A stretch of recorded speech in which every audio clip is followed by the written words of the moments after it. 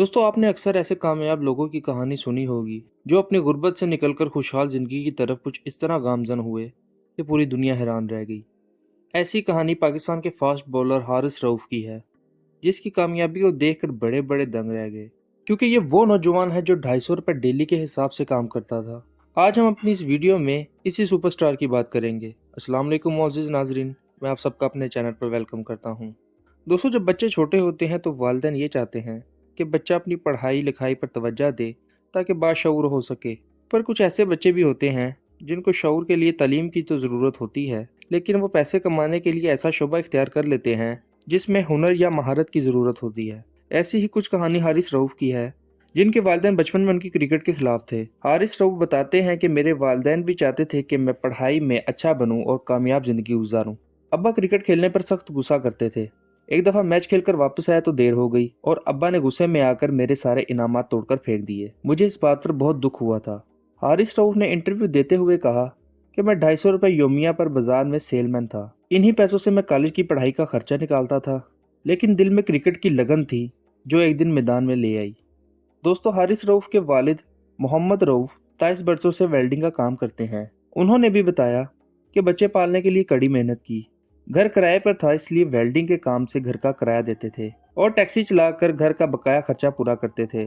लेकिन अब बेटे को कामयाब देखकर बड़ी खुशी होती है। इनकी वालदा ने भी बताया कि इनके बेटे ने यह मुकाम हासिल करने के लिए कड़ी मेहनत की।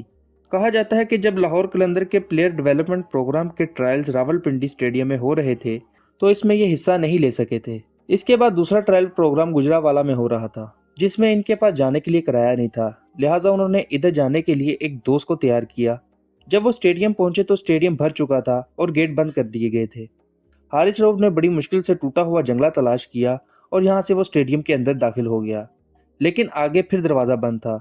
वहां मौजूद चौकीदार की मिन्नत समाजत की कि दरवाज़ा खोल दें।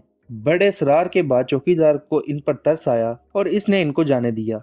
जब हारिस रऊफ अंदर पहुंचे तो लाहौर कलंदर की इंतजामिया लड़कों को खाना खिला रही थी। वो कुछ देर इंतजार के बाद डरते डरते लाहौर कलंदर के हेड कोच आकिब जावेद तक पहुंचे और उनसे कहा मैं बहुत तेज बॉलिंग करवाता हूं, जिस पर उन्होंने कोई और बात ना की और हारिस रऊफ को गेंद पकड़ा दी और बॉलिंग करवाने का कहा।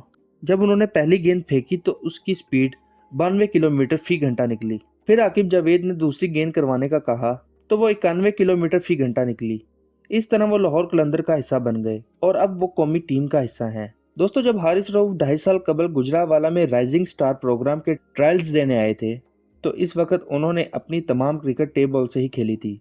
वो रावलपिंडी में पार्ट टाइम सेलमैन थे और उनका शौक इन्हें गुजरावाला ले गया था, जहां आकिब जावेद ने इनमें छुपा हुआ टैलेंट देख लिया था और इन्हीं के कहने पर हारिस रऊफ से 10 साल का मुआहिदा किया गया था। इन्हें ऑस्ट्रेलिया भेजा जाता रहा, जहां इन्होंने मुकामी क्लब की तरफ से मैच खेले। वहां इन्हें ऑस्ट्रेलिया का दौरा करने वाली भारतीय टीम की नेट प्रैक्टिस में भी बॉलिंग करने का मौका मिला, जहां इन्होंने विराट कोहली को भी बॉलिंग की थी।